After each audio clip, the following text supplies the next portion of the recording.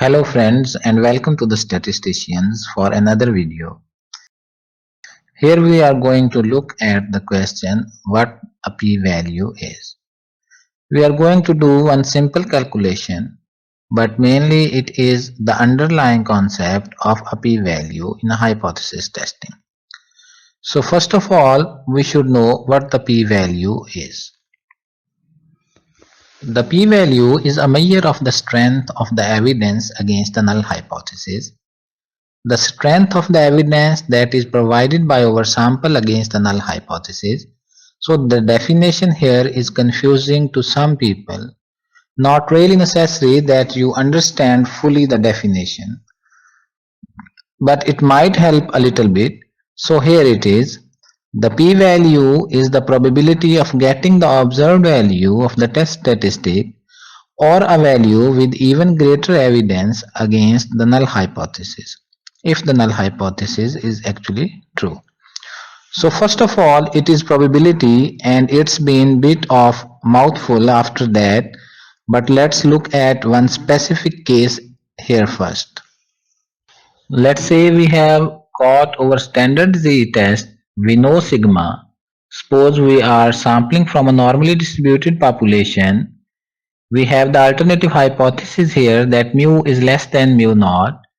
Here we have our standard Z statistic, and we know that under the assumption of sampling from a normally distributed population, if the null hypothesis is true, then this Z statistic has a standard normal distribution. So suppose, for the sake of argument, suppose we have a Z value of negative 2.67. Let's say, just suppose, well, here is our standard normal distribution. Now if we look at our alternative hypothesis, here values in the left tail of this distribution will give evidence against the null hypothesis in favor of the alternative hypothesis if mu is indeed less than mu naught. We would expect this Z statistic to be small or tend to be at least smaller than a random sample value from the standard normal distribution. So we get a Z value of negative 2.67. So there somewhere our p-value is going to be the probability of getting this value or something even more extreme, something even further to the left in this setting, because our alternative hypothesis is mu less than mu naught. We look at the calculation of a p-value for different hypotheses in another video, but this particular one, this area, you can find that from your standard normal curve in this particular setting of p-value to 3 decimal places anyways is 0.004. Now what does that actually mean? Well, in loose terms now, but very important type of stuff, if our p-value is very small, that's going to give us lots of evidence against the null hypothesis, because values way out here in the left tail are going to provide evidence against the null hypothesis and give us evidence that mu is actually less than mu naught. So the smaller the p-value provide greater evidence against the null hypothesis. This is going to be important for us. The smaller the p-value, the greater the evidence against the null hypothesis. Now if we have a given significance level alpha, we would not always have a given significance level. If we have given significance level, then we can reject the null hypothesis if our p-value is less than or equal to alpha. This can be our cutoff for significance. If our p-value is less than or equal to alpha, we could reject the null hypothesis at the alpha level of significance. Or we can say that there is significance evidence against the null hypothesis. If your p-value is greater than alpha, then we do not have sufficient evidence against the null hypothesis and we cannot reject the null hypothesis. Now it is very easy if we have a given significance level, but if we don't, and we don't always, then we still have to come up with a reasonable conclusion. If we don't have a given level of significance, we still could be able to say something reasonable.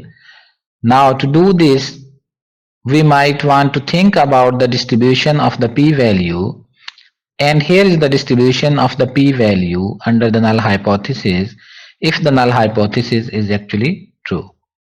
This p-value has a uniform distribution between 0 and 1, and loosely speaking, any value between 0 and 1 is equally likely if the null hypothesis is true. But if the null hypothesis is false, I am not showing it here, the null hypothesis is false, we will tend to get a p-value that are starting to get closer to 0. How close to 0? Well, that depends on the specific situation, but our distribution will be moved a bit more towards 0. So when we get a p-value that are small, closer to 0, this is providing evidence against the null hypothesis. Now, in a very loose guideline, and opinions would differ here, but for me, I am going to say this very rough guideline. If your p-value is less than 0.01, we have very strong evidence against the null hypothesis.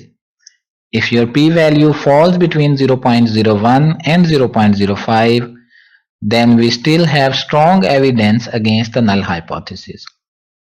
Well, between 0.05 and 0.1, we have got a little bit evidence against the null hypothesis depending on the problem. If your p-value is bigger than 0.1, then typically we think that there is little or no evidence against the null hypothesis. It could be a little bit depends on the situation. If we get a p-value close to 0.1, 0.11, 0.12, depends on the situation that we are talking about, but we can start thinking maybe there is a little bit of evidence against the null hypothesis, but certainly not that strong once we start getting up into the 0.2s and 0.3s and all the way up. Then we very much say there is no evidence against the null hypothesis. I hope you have enjoyed the video. If you like our videos, don't forget to subscribe our YouTube channel. Thank you very much.